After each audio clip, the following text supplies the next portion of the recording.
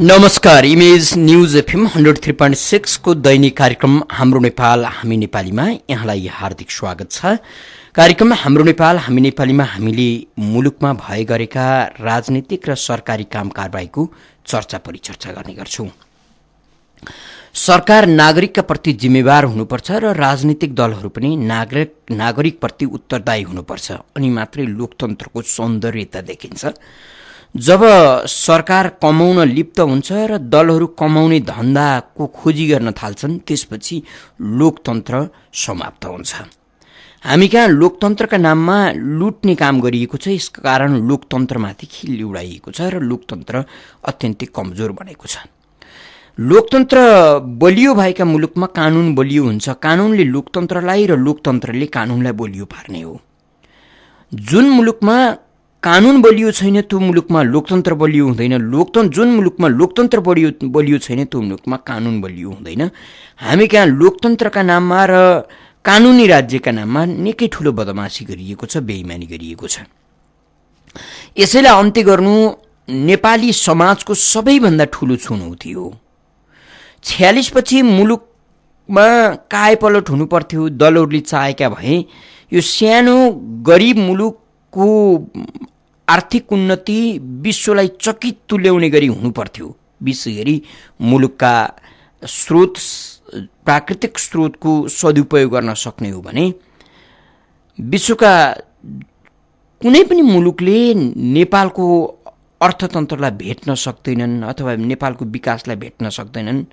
जानकारहरू यसो भन्छन्, अर्थविदहरू यसो भन्छन्, विकासविदहरू यसो भन्छन्। तर मुलुक दिन प्रतिदिन ओह्रालो लाग्दैछ।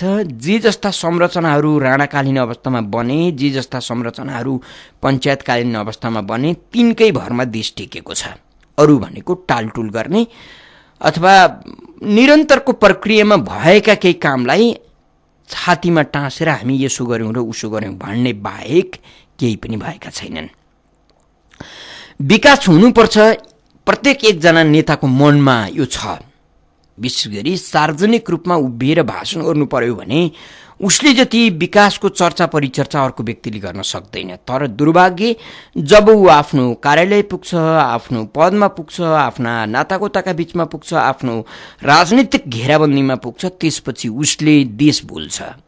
उसले पैसा मात्रै सम्झन्छ, फटाइ मात्रै सम्झन्छ र देशलाई कसरी हुन्छ कमजोर पार्ने, कसरी हुन्छ लुट्ने भन्नेतर्फ ऊ केन्द्रित हुन्छ।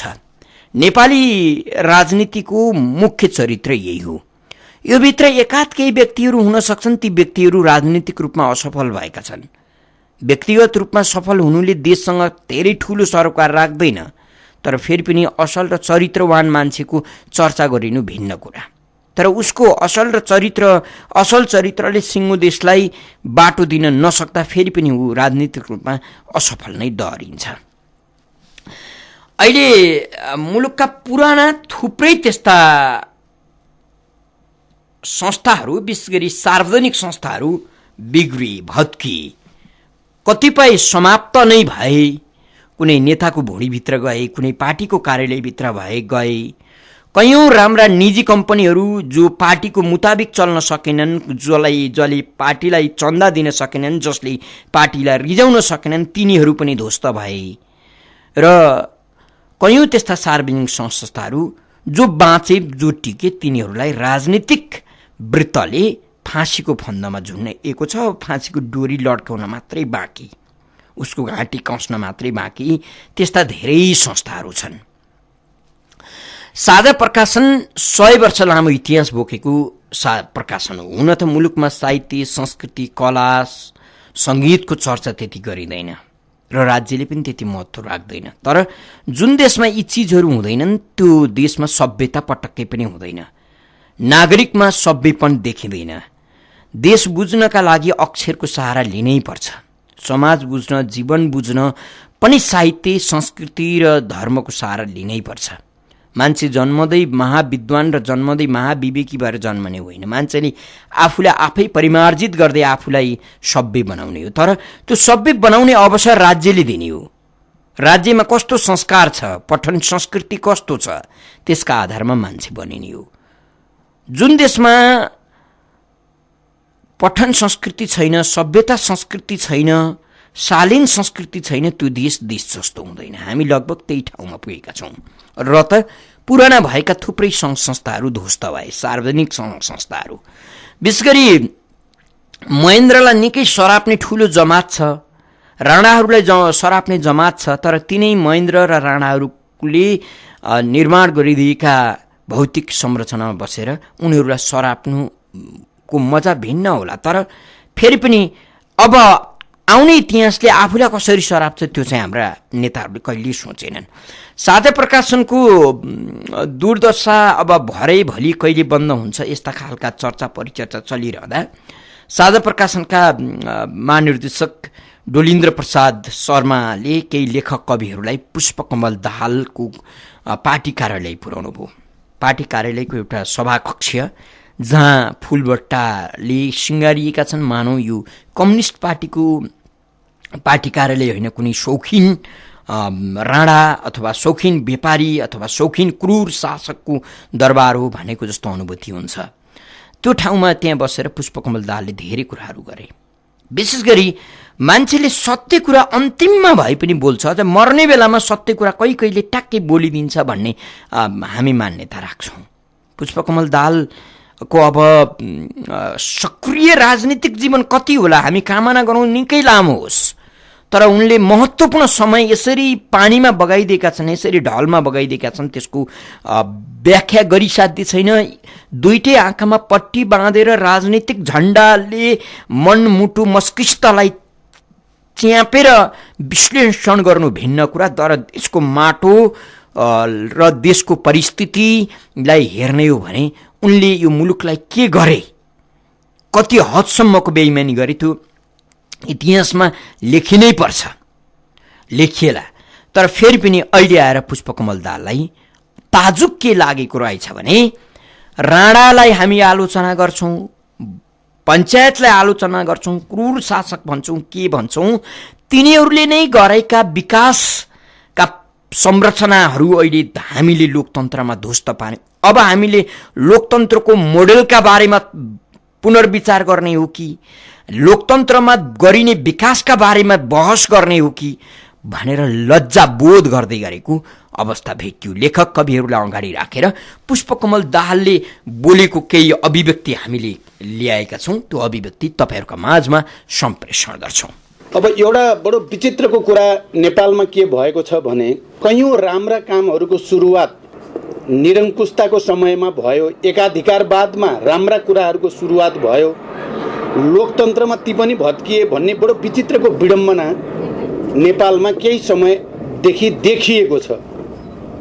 किनभने 1970मा सुरु भएको साझा बडो चाहिँ शिक्षाको पनि अभाव, विकासको अभाव, यस्तो विकट देशमा साहित्य संस्कृति भाषाको विकासको निम्ति साझाले असाध्य आधिकारिक र प्रामाणिक भूमिका खेलेकै हो, यो हामी सबैलाई थाहा छ।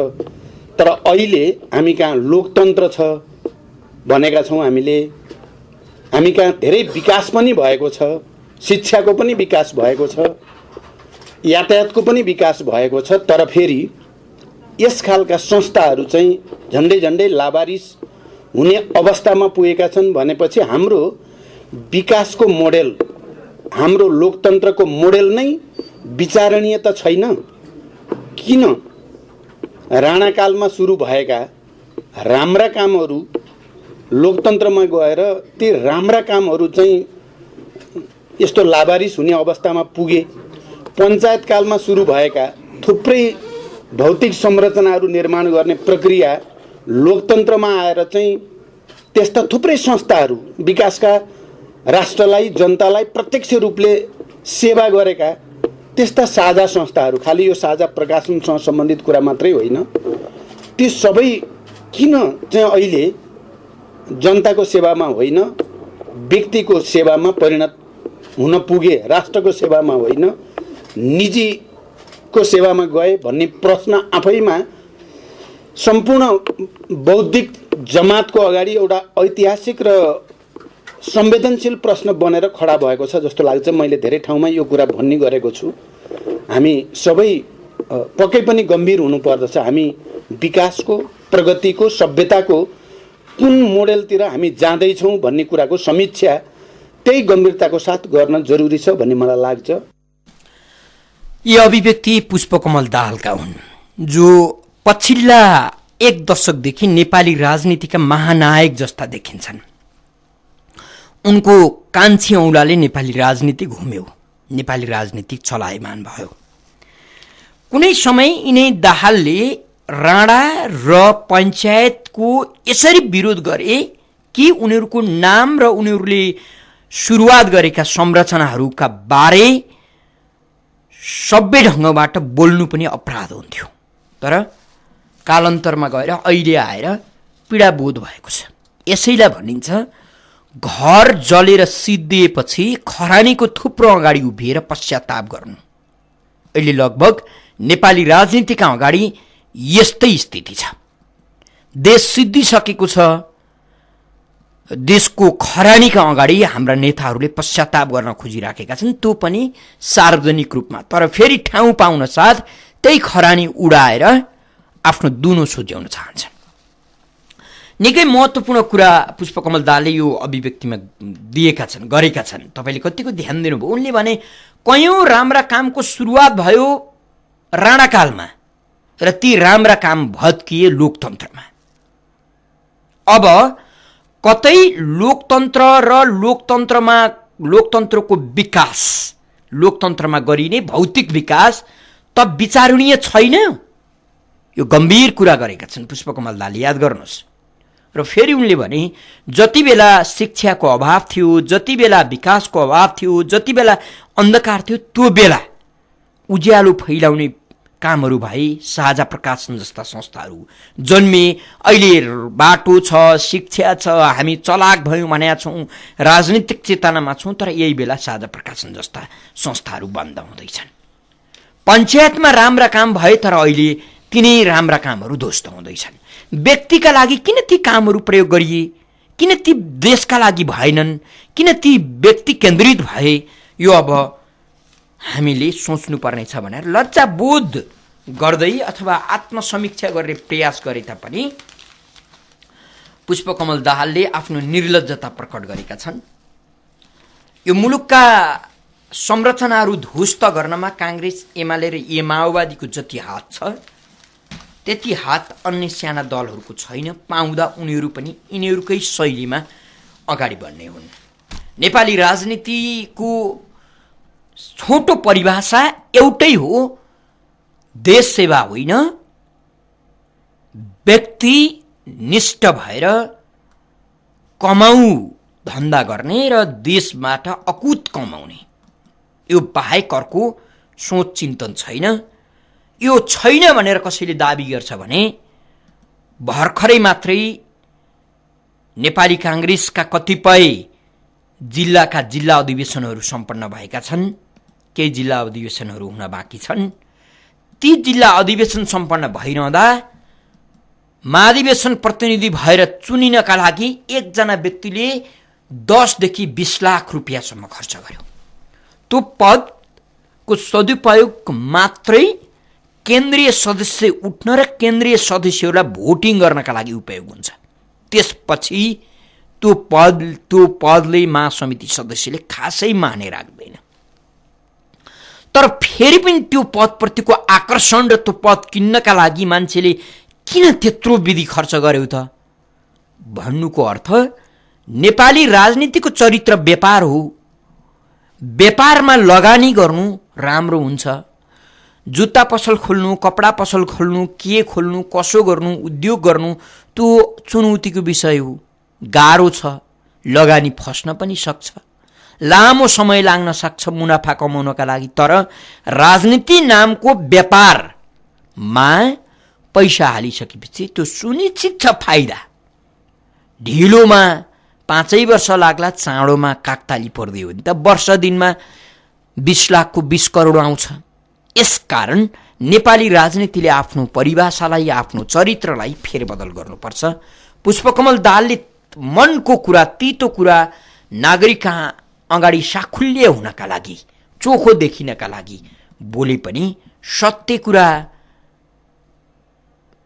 अझै पनि के हो भने उनीहरूले गरेका अपराध कर्म, देश सिद्ध्याउने अपराध कर्म, मैले यो गरेँ मेरा कारणले अब म यो देश बनाउनका लागि यसो गर्छु भन्ने प्रतिबद्धता आउन जरुरी छ। भलै यो बीचमा उनले लोकतन्त्रका नाममा राणाहरूले पञ्चायत शासनमा भएका राम्रा कामहरू हामीले ध्वस्त गऱ्यौँ, अब लोकतन्त्रका बारे विचारणीय बहस गर्न जरुरी छ सम्म भन्ने भएका छन्। फेरि यो भनेकै होइन, बाङ्गो टिङ्गो भयो, समाचारमा कस्ता बाङ्गा टिङ्गा कुरा आउँछन् भनिएला भनेर सम्पादन बिना पुष्पकमल दाहालको अभिव्यक्तिलाई हामीले तपाईका माझमा प्रस्तुत गर्यौं। कार्यक्रम हाम्रो नेपाल, हामी नेपालीमा हुनुहुन्छ। यो कार्यक्रम इमेज न्युज एफएम 103.6 बाट तपाईले बिहान पाउने 9 बजे र यसको पुनः प्रसारण भोलि बिहान पाउने 5 बजे सुन्न सक्नुहुन्छ। कार्यक्रममा हामीले राजनीति र सरकारी काम कारबाही कस्ता छन्, देशका पक्षमा भएनन्, नागरिकका पक्षमा भएनन्, लोकतन्त्रमा नागरिक सन्तुष्ट हुनुपर्छ। आम नागरिक एकजना मान्छेको असन्तुष्टिले सिङ्गो लोकतन्त्रको आधारशिला भत्कन सक्दैन।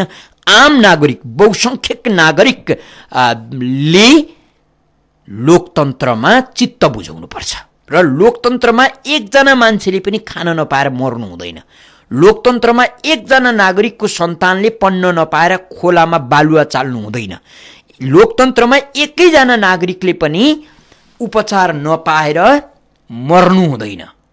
लोकतन्त्रका ती हुन् सौन्दर्यता। तर फेरि पनि लोकतन्त्रको अर्को पक्ष पनि छ। लोकतन्त्रमा बहुसंख्यक मान्छेको चित्त बुझिसकेपछि लोकतन्त्र सफल हुन्छ। तर बहुसंख्यक मान्छेको चित्त बुझेको छैन। 100 मा 10 जनाले ताली पिटेर लोकतन्त्र अनुमोदन भयो, लोकतन्त्र सफल भयो, लोकतन्त्रको विधि विधान अनुसार देश चल्यो भन्नु त्यो मूर्खता हो। मुलुकमा अहिले कमाई खानका लागि 10 जनाले लोकतन्त्रलाई सफल भएको हौवा पिटाइराखेका छन्। 90% तपाईँ हामी जो नागरिक हौँ हामीले रमिते भएर हेर्नु परिराखेको छ। यसैलाई अन्त्य गर्नका लागि पनि नागरिक खबरदारीको आवश्यकता छ। 40065323 र 40065324 मा तपाईले फोन गर्न सक्नुहुन्छ। कोही श्रोता मित्र टेलिफोन सम्पर्कमा हुनुहुन्छ, उहाँलाई स्वागत गरौँ। को बोल्दै हुनुहुन्छ? हेलो, हजुर भन्नुहोस्। नमस्कार ठाकुरजी, म गंगा प्रसाद शर्मा नेपाली। धेरै कुरा आइसक्यो।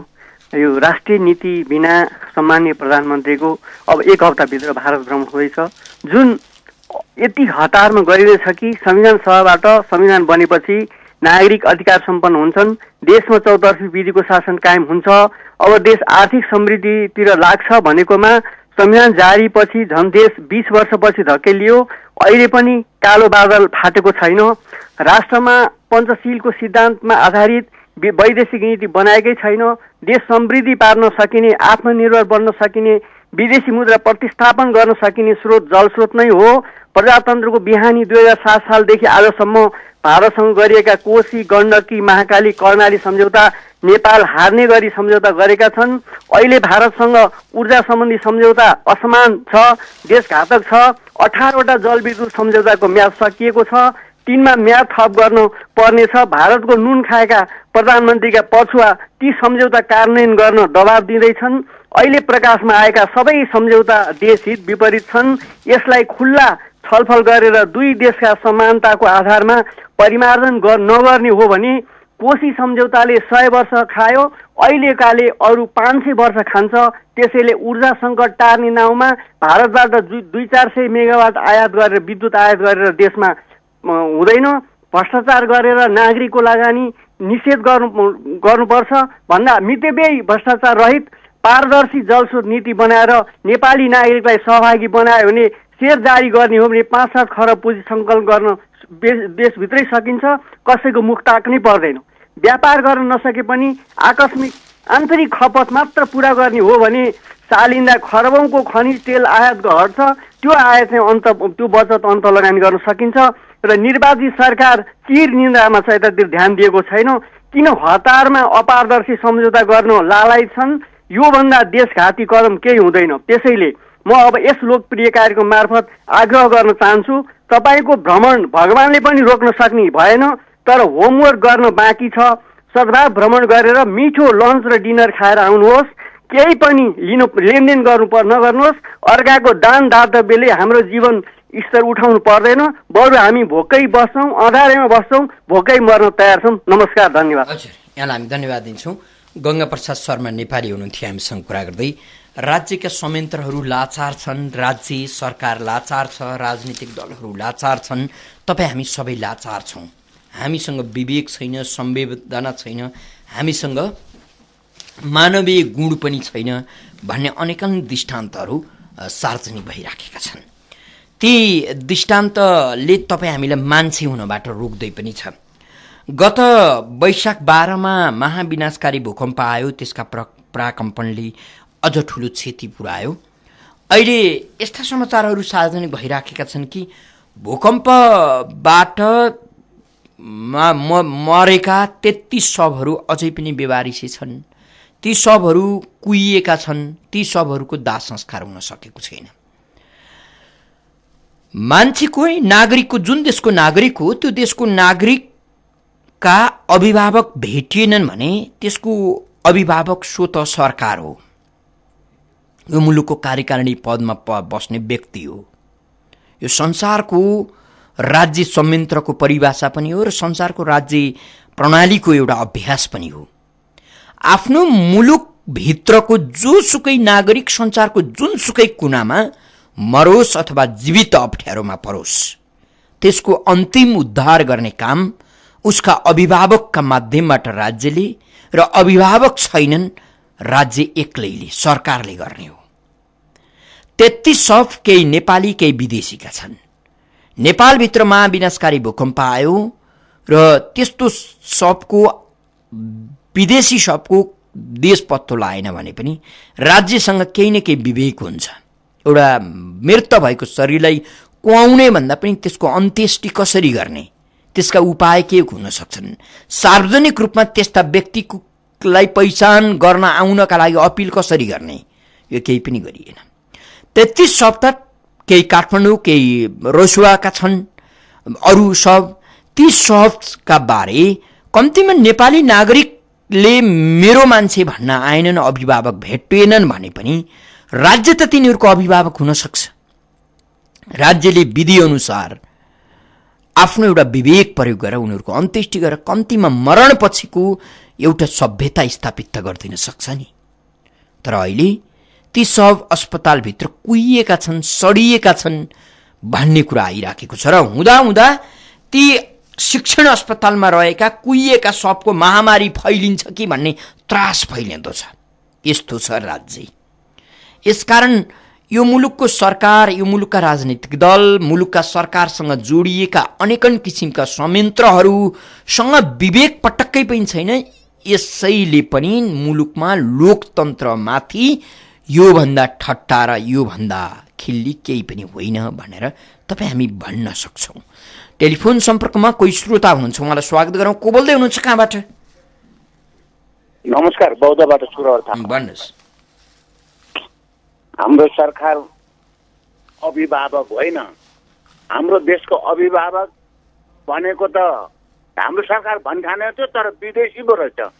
किनभने 2 दिन नाकाबन्दी 2 दिन हुनुसाथ भोकमरीले यहाँ आकार मात्यो, केही विदेशीले पुकार नगरिकन यहाँ किन खानु नपाउँदो रहेछ, लाउनु नपाउँदो रहेछ।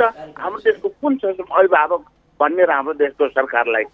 हाम्रो देशले विकास गर्नु चाहन्छ भने यो हाम्रो छोराछोरी हो, हाम्रो जनता हो भनेर भन्न चाहन्थ्यो भनेदेखि ठिक छ। इन्डियाले नाकाबन्दी गर्यो, उत्तरतिर नाका तुरन्तै खोल्नु पर्दैन। हामी जनतालाई त्यहाँ काममा लाउनु पर्दैन। 1 महिना के 2 महिनासम्म म आफ्नो रासिन पानी लिएर गएर त्यहाँ काम गर्नु चाहन्छु, त्यहाँको बाटो खन्नु चाहन्छु, सारा जनता जानु चाहन्छ, आफ्नो खान्ती खाएर, तर त्यहाँसम्म पुर्याइदिए ल गर भनेर हामीलाई सरकारले भने। खोइ देश बनाउन चाहँदैन। यो सबै म त अब भन्नु मुख छाडा गर्नु पर्दाखेरि उहाँहरू सबै विदेशी दलाल हो भन्न चाहन्छु। धन्यवाद।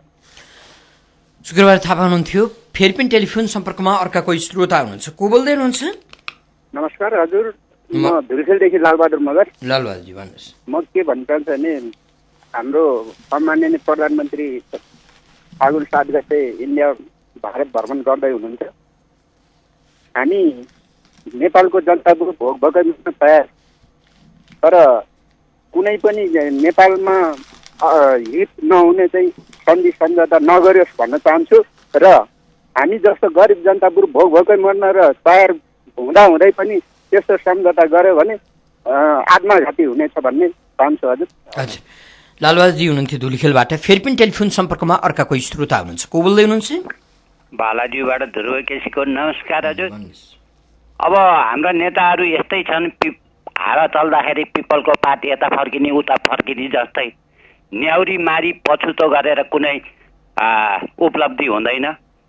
अहिले देखिएको व्यथितिमा दौडिरहेको राजनीतिलाई ठेगानमा ल्याउन र मन परी कर्म गर्दै हिँडिरहेका नेताहरूलाई सुकर्ममा हिँडाउन नागरिक खबरदारी मञ्च चक्रपथ परिक्रमा कार्यक्रम दौडिरहेको छ। 2072 फागुन 1 गते भोलि शनिबार 1 बजे चाबिल चोकमा जम्मा हुन दिदीबहिनी दाजुभाइहरूलाई अनुरोध गर्दछु। हजुर नमस्कार। हजुर, ध्रुव केसी हुनुहुन्थ्यो। फेरि पनि टेलिफोन सम्पर्कमा अर्का कोही श्रोता हुनुहुन्छ। को बोल्दै हुनुहुन्छ? कहाँबाट? हजुर नमस्कार, म पृथ्वीराज रेड्डी। हजुर भन्नुहोस् न। अब यो तपाईँले सम्पूर्ण कुरा तिथो यथार्थ राखिदिनु भयो। अब इतिहास बोल्छ र इतिहास जुन सत्य छ नि त्यो राजनीतिमा कुनै पनि हालतमा हुन सक्दैन र नेपाली जनताले त्यो चाहिँ अहिलेसम्म त्यो सत्यता चाहिँ नै राजनीतिमा पाएको छैन। इतिहास आज प्रचण्डजीले मनन गरेका हुन् क्या। साथै त्यो भनाइ जुन प्रचण्डजीको आएको छ नि त्यसको पछाडि पनि फेरि अर्को कुनै अवसरको खोजी होला भनेर भन्न सक्दैन। सँगै चाहिँ नि आज देशको जुन अवस्थामा पुगेको छ नि यसमा पञ्चहरूको पनि त्यो त्यति नै हात छ। किन भन्दाखेरि आज त्यही पञ्चहरू चाहिँ नि माओवादी भए, एमाले भए, काङ्ग्रेस भए, फोरम भए, त्यसैले यो देशको दुर्भाग्य पुर्याउनमा चाहिने यो पञ्चहरूको पनि उत्ति नै हात हो। यति नै पनि धन्यवाद। हजुर, पृथ्वीराजजी हुनुहुन्थ्यो। फेरि पनि टेलिफोन सम्पर्कमा अर्का कोही श्रोता हुनुहुन्छ। को बोल्दै हुनुहुन्छ? नमस्कार। हजुर भन्नुहोस् न। म छवि रमण अधिकारी सिनामङ्गलबाट। अब प्रचण्डजीको कुरा सुनाउनु भयो। उहाँ महानेता होइन कि महाअभिनेता हुनुहुन्छ। तपाईँले एउटा कुरा चाहिँ अघि बडा विचार गरेर भनिदिनु भयो। यो बङ्ग्याइएर कता कता नबनेको कुरा सुनाए, त्यसरी लेखियो भन्ने कुरा चाहिँ उहाँबाट आउन सक्थ्यो। त्यसैले जस्ता तस्तै सुनाइदिनु भएको छ। एउटा कुरा नोट गर्नु होला, यो देशमा राज संस्था नभइकन यो देशको अस्तित्व रहने र नरहनेमा एकदमै दुविधा। मतलब नेपालको अस्तित्व रहन्छ भनेर भन्न सक्ने अवस्था देखिएन। यो लोकतन्त्र, गणतन्त्र, विभिन्न खालका विभिन्न नामधारी तन्त्रहरू हामीले फेस गरिसक्यौँ, अनुभव गरिसक्यौँ कि त एउटा मियो बिनाको दाई भयो। अब बोकाले कहिले दाई हुँदैन, त्यसको लागि कि गोरु चाहिन्छ कि राँगै चाहिन्छ। अब त्यो मियो नभइसकेपछि र दाई गर्न योग्य त्यो चिज नभइसकेपछि काम लाग्दैन क्या।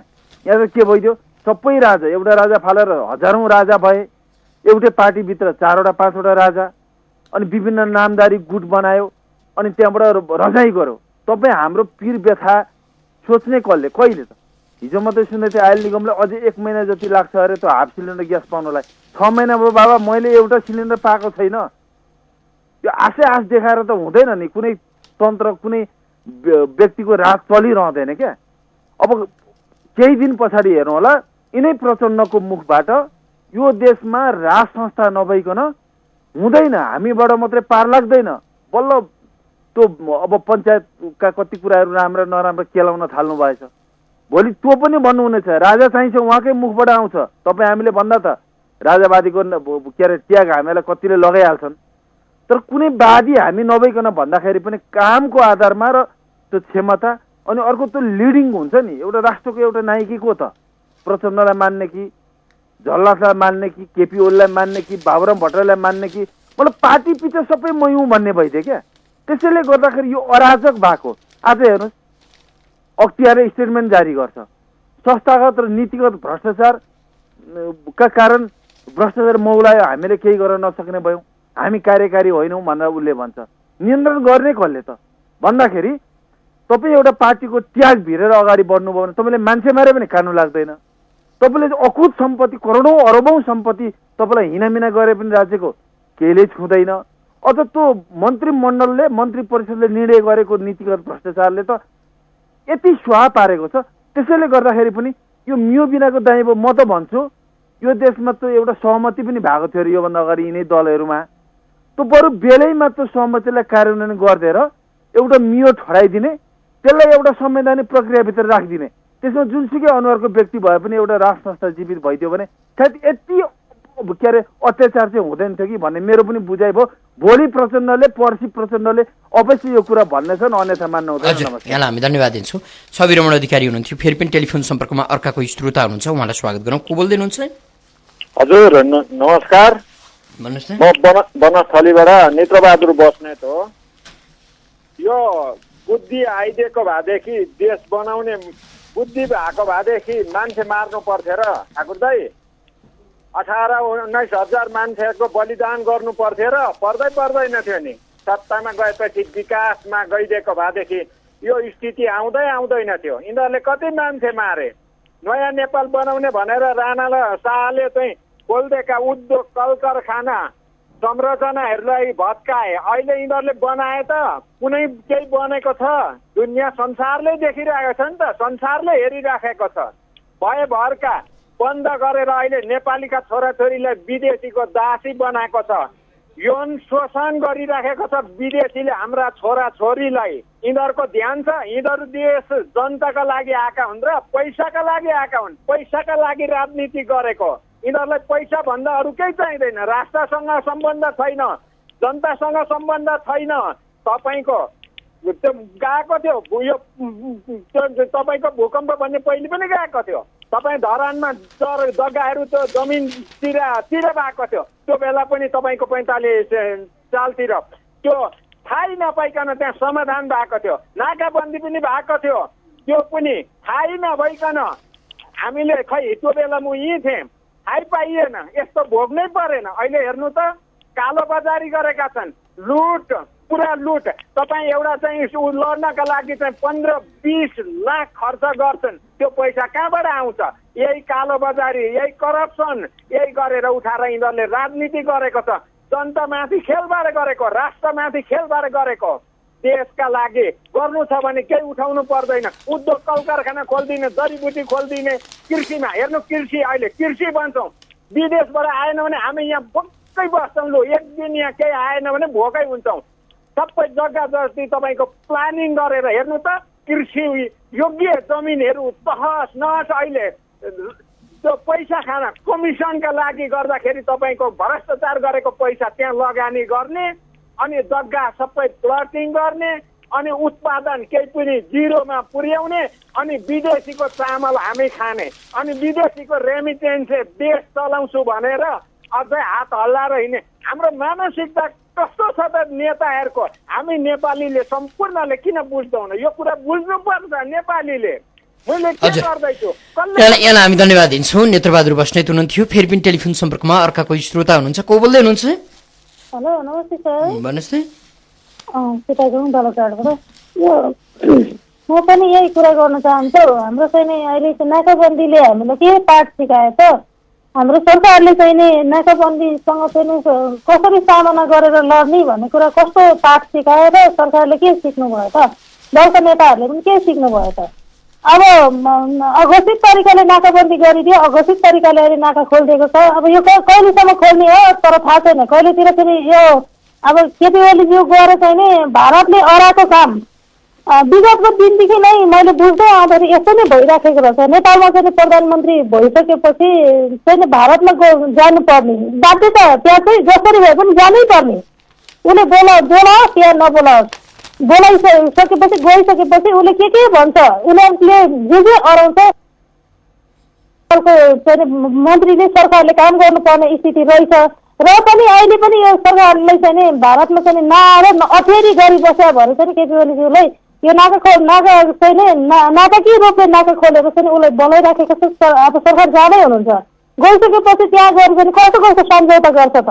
यो मैले सुन्दै आएको कुरा के हो भनेदेखि यो भारत चाहिँ नि सबैभन्दा ठुलो राष्ट्र हुँदैछ। त्यहाँ चाहिँ नि अबको 10 वर्ष पछाडि चाहिँ भारतलाई चाहिँ यो विद्युतको चाहिँ धेरै नै सङ्कट पर्छ अरे कि त्यहाँ चाहिँ विद्युत चाहिँ नपुग्ने स्थिति छ अरे। त्यस कारणले चाहिँ कति टेलिभिजनहरू पनि देख्छ त्यहाँ पानी खान नपाएर मान्छेहरू चाहिँ हाहाकार मचेर दुनियाँ थोक गरेको पनि देखिन्छ। यो चाहिँ सबै थोक चाहिँ हाम्रो प्रधानमन्त्रीज्यूले चाहिँ गएर यहाँ हाम्रो पानी, हाम्रो नेपालको पानी, हाम्रो नेपालको चाहिँ यो जडीबुटीलाई चाहिँ गएर त्यहाँ चाहिँ यो नाकासँग साटेर सम्झौता गरेर त्यहाँ चाहिँ हस्ताक्षर गरेर चाहिँ हुन्छ हजुर भनेको त्यहाँ नमस्कार गरेर त्यहाँ सही गर्यो भनेदेखि योभन्दा चाहिँ विश्वासघाती, योभन्दा चाहिँ ठुलो राष्ट्रिय घाती के पनि हुँदैन। त्यस कारणले चाहिँ यो सरकारले जति सक्दो चाहिँ आम नेपालीहरूले चाहिँ खबरदार गर्नै पर्छ। हाम्रो चाहिँ राष्ट्र विपरीत सम्झौता हिजोका नेताहरूले गरे, यो नेताले नगरोस्, यो सरकारले नगरोस् भन्छ। हजुर हस्, नमस्कार। यहाँलाई धन्यवाद दिन्छु। सीता गुरुङ हुनुहुन्थ्यो हामीसँग कुरा गर्दै। कार्यक्रम हाम्रो नेपाल हामी नेपालीको निर्धारित समय पनि सकिएको छ। कार्यक्रम सुनेर र कार्यक्रममा आफ्नो सहभागिता जनाइदिएर साथ दिनुहुने सम्पूर्ण श्रोता मित्रलाई धेरै धेरै धन्यवाद दिँदै सहकर्मी अनित साकेका साथमा ठाकुर बेलबासी बिदा हुन्छु। नमस्कार।